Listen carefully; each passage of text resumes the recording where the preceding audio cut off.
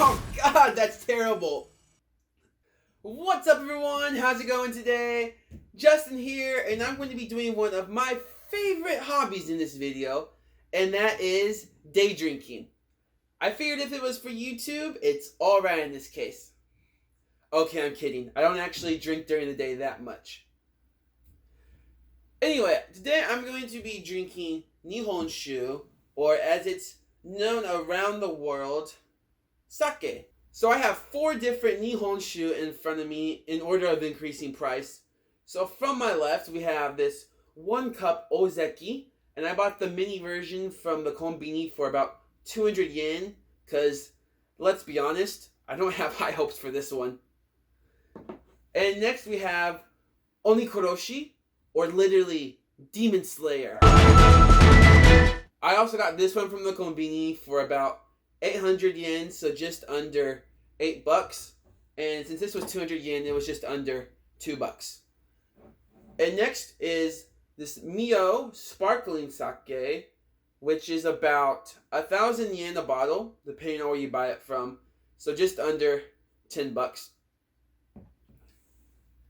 And last, what I have the highest hopes for that will taste good is this Ishizuchi Nihonshu. Ishizuchi is actually the largest mountain in Shikoku, and this is probably the highest quality. I mean, you can just tell from the bottle. Look how much nicer it looks compared to the Onikoroshi, which is literally being drunk out of a carton. Now, I'm not a heathen, so I'm not going to just be drinking the Onikoroshi straight from the carton or the Mio straight from the bottle. I have this special sake glass I got about 2 years ago that I finally get to use for the first time today. So in other words, my life is finally complete. Oh god. So I'll just jump right into it with the special 1 cup ozeki.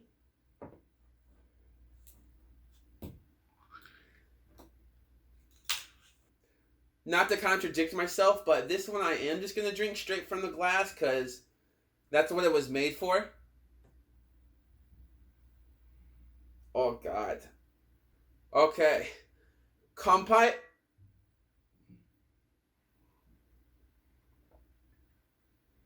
Oh, God, that's terrible. Ugh. Ugh. That kind of burns. I was right to have very low hopes for this because I think you can tell just from looking at the bottle that's not quite up to snuff. It's not the best quality. Might just throw that out after the video. So next up is the Onikoroshi, the Demon Slayer. And I get to use my special cup for this. So the way this actually works is you will usually pour your drink into the cup as so.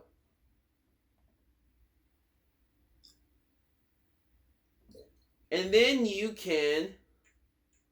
pour it into the little glass here and kind of drink it like a shot.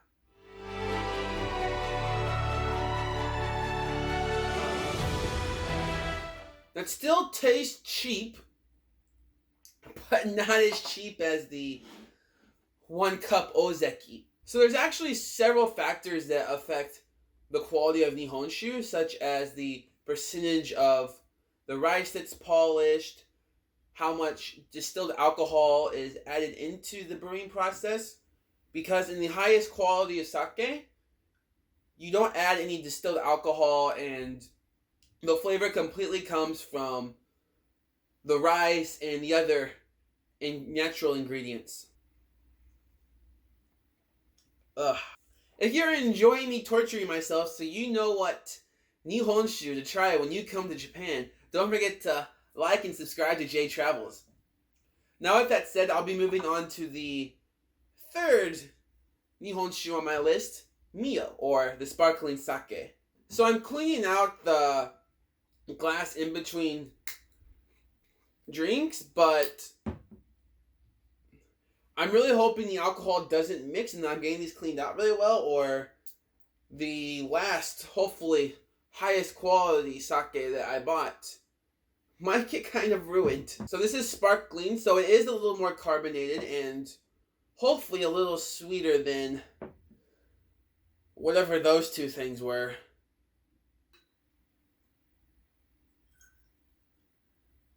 And this is one where you could actually drink it straight from the bottle. The bottle's big enough or small enough, but so my life is complete.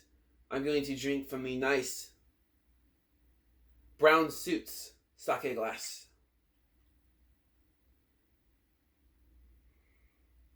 Just immediately that smells kind of fruity and much sweeter.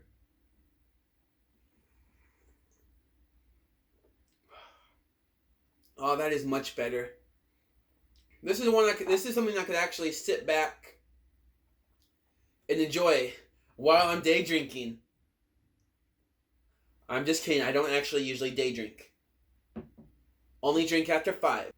So sake is usually pretty strong though. Usually around, I think, 14 to 18%. Like this Ozeki is 14%. The Demon Slayer is also 14%. And this high quality one is 16%. But the Mio, since it is sparkling sake, it is a bit weaker on the weak side. It's only 5%. That said, it's much easier to drink. For obvious reasons. Yeah, I do really like this and would recommend this if you come to Japan. So in case you're wondering where I actually got this thing from, 2 Christmases ago, with a couple of my friends, we went to Don Quixote, which is like a big, not supermarket, but just like kind of like department store in Japan. It just sells a little bit of everything, and bought these special surprise bags. And to our surprise, each bag had basically the same thing but in different colors. And in that I got things like, wait, what did I get? Obviously this, plus a watch that broke about 6 months ago, a big water bottle, a weird metal claw thing to hold your phone. Oh, plus a pencil carrot. I can't forget that pencil carrot. It broke the first time I tried to use it. And I've never really had the chance to use this because I don't drink Nihonshu at home really. The only time I drink it is if I go out to eat somewhere.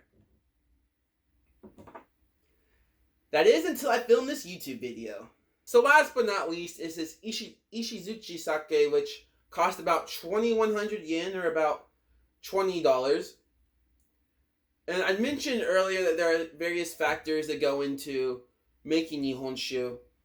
It is actually qualified as a Junmai Ginjo. Junmai basically means that at least 40% of the rice that was used to make this is polished. And Ginjo means that there was no distilled alcohol added to the brewing process. And typically your high quality sakes have higher percentages of the rice polished and no added distilled alcohol. And no distilled alcohol added. I swear I'm not drunk. So this should really be a step up from the other two, which I can read on the back. This one definitely has distilled alcohol added to it. And there is no way this doesn't have distilled alcohol to it because it has no taste. Give the old sniff test.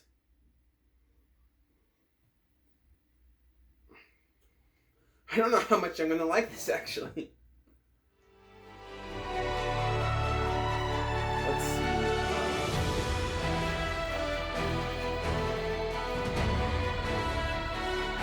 I'm totally going to add some to this.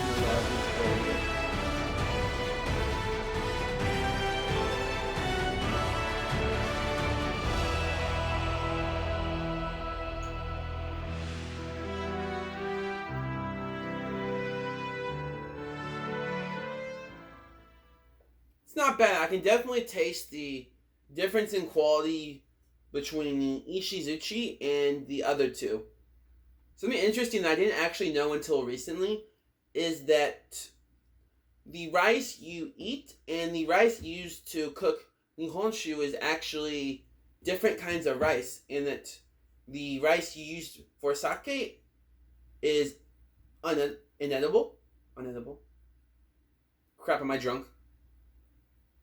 Anyway, you can't eat the rice you use to cook. You can't eat the rice you use to brew nihonshu. And then, of course, the quality of the rice itself also affects the flavor of the nihonshu, and the better quality rice you use, the better quality nihonshu that you'll get as a result. Go figure.